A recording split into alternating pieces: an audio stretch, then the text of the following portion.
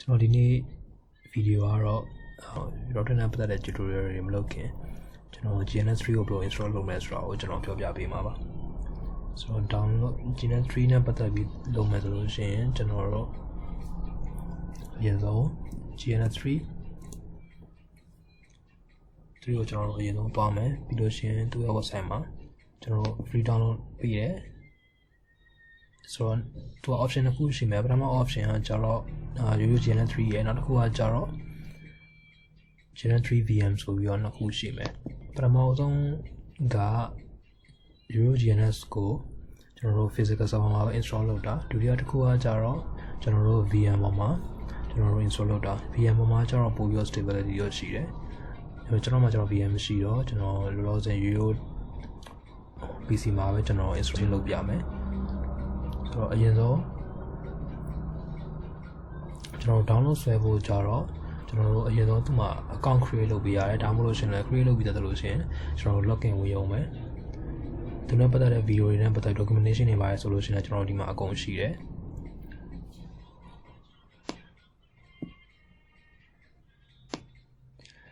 ဆိုတော့ download videos supporting training နဲ့ပတ်သက်ပြီးကျွန်တော်တို့ link တွေအကုန်လုံး GNS ထဲမှာရှိတယ်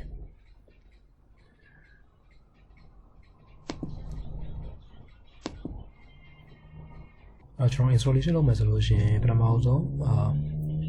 NS ကကျွန်တော်တို့ emulator တစ်ခုပဲတချို့ command တွေကကျွန်တော် packet တွေမှာကျွန်တော် design ဖို့ကျွန်တော်ဘယ်လိုမှအဆင်မပြေဘူးဆိုတော့တကယ်လက်တွေ့အပြင်မှာတကယ် router နီးပါးနဲ့ကျွန်တော်ဆက်လို့ရတာ emulator တွေပဲရှိမယ် emulator တွေထဲက GNS3 ကတော့တော်တော်လေး stability ကောင်းပြီးတော့တော်တော်လေးတောင်းရတာအဆင်ပြေဆိုတော့ကျွန်တော်ဒီဟာကိုပဲ install လုပ်ကြည့်မယ်ဆိုတော့ requirement အနေနဲ့ကကျွန်တော်အခု PC မှာပဲကျွန်တော်တို့ install လုပ်မှာဆိုတော့ minimum requirement က Windows 7ဒါမှမဟုတ်လို့ရှင် Windows 7ဒါမှမဟုတ် Windows 10ပေါ့ processor တော့အနည်းဆုံး2 core ရှိရမယ် memory က 4GB storage ကတော့အနည်းဆုံး 1GB လောက်တော့ရှိရမယ်ဆိုတော့ဒါ minimum requirement သူတို့ recommend ပေးရတာကကျတော့ Windows 7 64ဒါမှမဟုတ် Windows 10 64မှာ install လုပ်လို့ရတယ် processor ကတော့အနည်းဆုံး 4 core အနည်းဆုံးတော့ရှိရမယ် memory ကကျတော့ 8GB SSD ကကျတော့ 35GBကျွန်တော်အရင်ဆုံး login ဝင်မယ်အကောင့်မရှိဆိုလို့ရှိရင်တော့ကျွန်တော်တို့ဒီမှာ sign in လုပ်ပြီးတော့ရတယ် sign in လုပ်ပြီးတော့ကျွန်တော်တို့ account create လုပ်ပြီးလို့ရှိရင်သူတို့ verification တောင်းလို့ရှိရင်ကျွန်တော်အဲ့ဒါကို link ကို verify လုပ်ပြီးလို့ရှိရင်ကျွန်တော်တို့ login ဝင်ပြီးတော့ download ဆွဲလို့ရမယ်အဲ့တော့ကျွန်တော် login ဝင်ပြီးဆိုတော့ကျွန်တော်ဒီကနေပြီးတော့ download ဆွဲလိုက်ရုံပဲဆိုတော့သူက option 3ခုရှိမယ် Windows Mac နဲ့ Linux ရယ်ဆိုတော့ကျွန်တော် install လုပ်မှာ Windows မှာဆိုတော့ကျွန်တော် Windows ပဲ download ဆွဲမယ်တကယ်လို့ကျွန်တော်တို့ကရိုးရိုး Windows မှာမဟုတ်ဘဲ VM မှာလို့ရှိရင်တော့ကျွန်တော် download တဲ့ GNS3 VM ကို download ဆွဲမယ်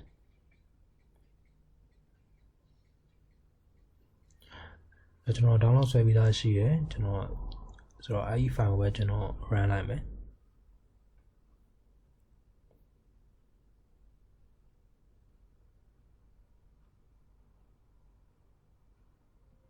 Okay ပထမဆုံးကျွန်တော် installation မလုပ်ခင်ကျွန်တော်တို့တကယ်လို့လိုအပ်တဲ့ဆိုလို့ရှိရင်ကျွန်တော် antivirus တွေပါတယ်ရှိလို့ရှိရင် disable ရင်လုပ်မယ်ဒါမှမဟုတ်လို့ရှိရင်လည်း Windows firewall တွေပါဆိုလို့ရှိရင်ကျွန်တော် disable ရင်လုပ်ထားမယ်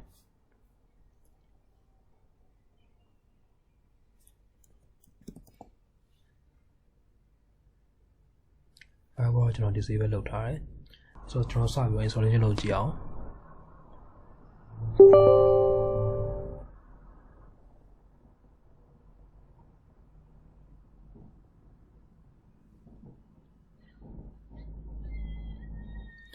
async queue ကကြာတော့ကျွန်တော်တို့ပုံမှန်တိုင်းပဲတော်တော်များများကျွန်တော် agree လုပ်မယ်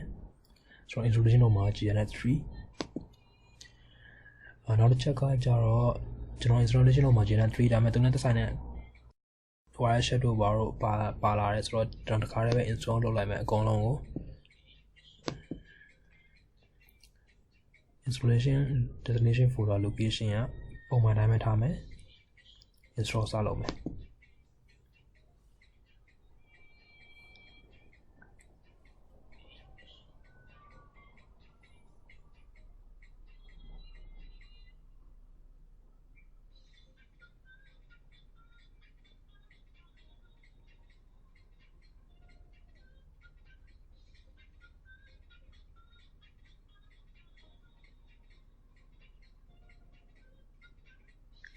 ကျွန်တော် download ဆွဲတော့ကျတော့ကြားလာတာကျတော့ GNS3 installation application file ပဲ download ဆွဲတာဆိုတော့ကျွန်တော် installation လုပ်တော့ကWireshark တို့ Booty တို့ဘာလို့တကားတဲ့ install လုပ်မှဆိုတော့အဲ့ဒါတွေကျွန်တော်ထပ်ပြီးတော့သူက auto download ဆွဲပြီးတော့ install လုပ်နေတာ installation လုပ်မဲ့ PC က internet နဲ့ချိန်ပြီးသားဆိုလို့ရှင်တော့ပိုအဆင်ပြေတယ်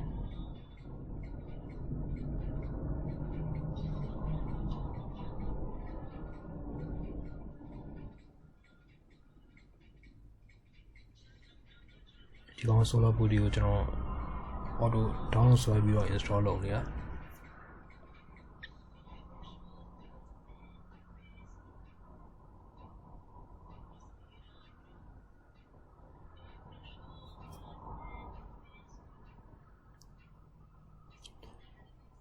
ဆိုတော့ဒီကောင်က would you like to get your free license ဆိုတော့ကျွန်တော် no လို့ပဲထားနိုင်မယ် okay finish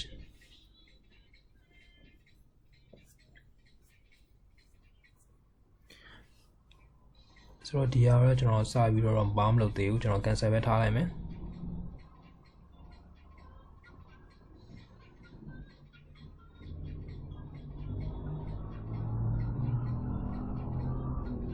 Okay ကျွန်တော် installation လုပ်ပြီးသွားပြီဆိုတော့အရင်ဆုံးဒီမှာဘာတွေပါလဲကြည့်အောင်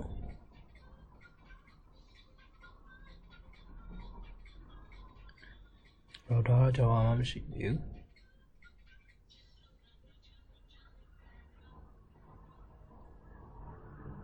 ကျွန်တော် new project တစ်ခုရင်စပြီးလုပ်ကြည့်မယ်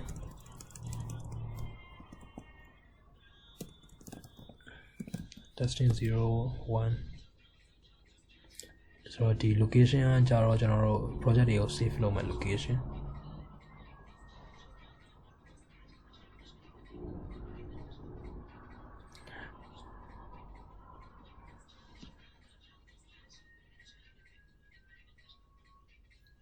okay ကျွန်တော်ဒီမှာ router တွေရှိမယ်ဒီမှာ switch တွေနဲ့ပတ်သက်ပြီးရှိမယ်ဒီမှာ PC တွေရှိမယ် okay ကျွန်တော်အရင်ဆုံး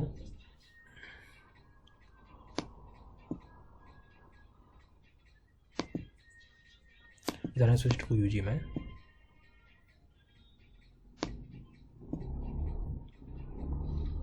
ပြီးရင် PC အားကြတော့ကျွန်တော်တို့ virtual PC ရှိမယ်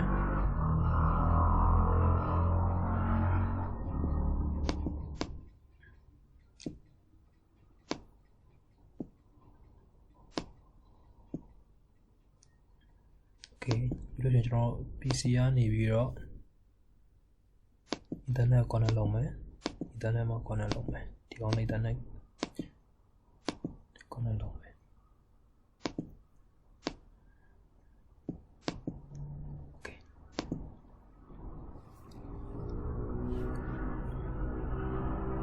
Okay ဒီမှာကျတော့ကျွန်တော်တို့ interface level နဲ့ပတ်သက်ပြီးတော့တွေ့ချင်တယ်ဆိုလို့ရှိရင်ကျွန်တော်ဒီကောင်ကို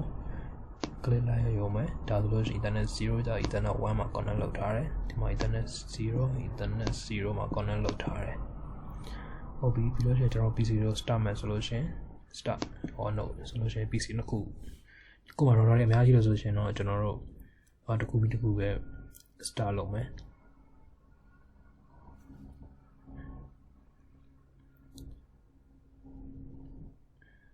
Okay ကျွန်တော် PC ထဲစပြီးတော့ဝင်ပြီးတော့ကြည့်ကြည့်အောင်ဒါ PC 1ရှိမယ်ပြီးဒါ PC 2ရှိမယ်ဖုန်းကရန်သေးနေတော့အဆင်မပြေဘူးကျွန်တော် setting ထဲဝင်မယ် generator ကိုတော့မယ် dashboard appearance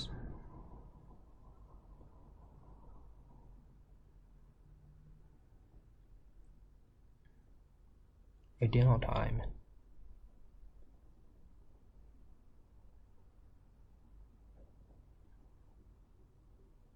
ပြီးရင်ကျွန်တော်တစ်ခါ setting ကို save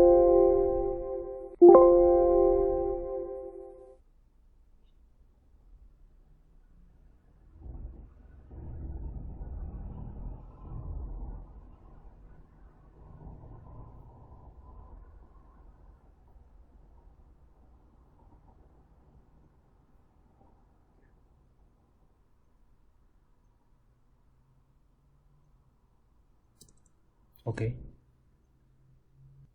ဆိုတော့ကျွန်တော်ဒီကောင် 192.168.0.1 ထားမယ် 192.168.0.2 လို့ထားမယ် okay ကျွန်တော် IP configure လုပ်ကြည့်မယ်ပြီးလို့ရှိရင်ကျွန်တော်အချင်းချင်းပြင်ကြည့်မယ်ဆိုတော့ PC1 ကိုသွားမယ်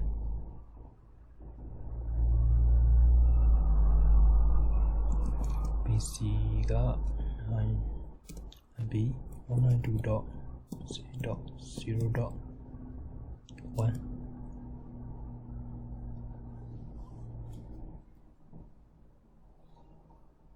okay ပြီးတော့ PC2 မှာလည်း IP 192.168.0.2 ဆက်လက်ထည့်လို့ရတယ်ကျွန်တော် PC1 ကိုပြင်ကြည့်မယ်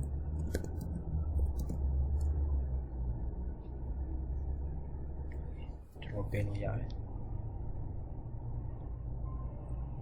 ဆိုတော့ installation ကတော့ဒီလောက်ပါပဲဆိုတော့နောက်ဗီဒီယိုမှာကျွန်တော် router တွေ image file တွေကိုကျွန်တော်ဘယ်လို configure လုပ်လဲဆိုတော့ GNS3 မှာဘယ်လို configure လုပ်လဲဆိုတော့ကျွန်တော်ပြောပြပေးမှာပါကျေးဇူးတင်ပါတယ်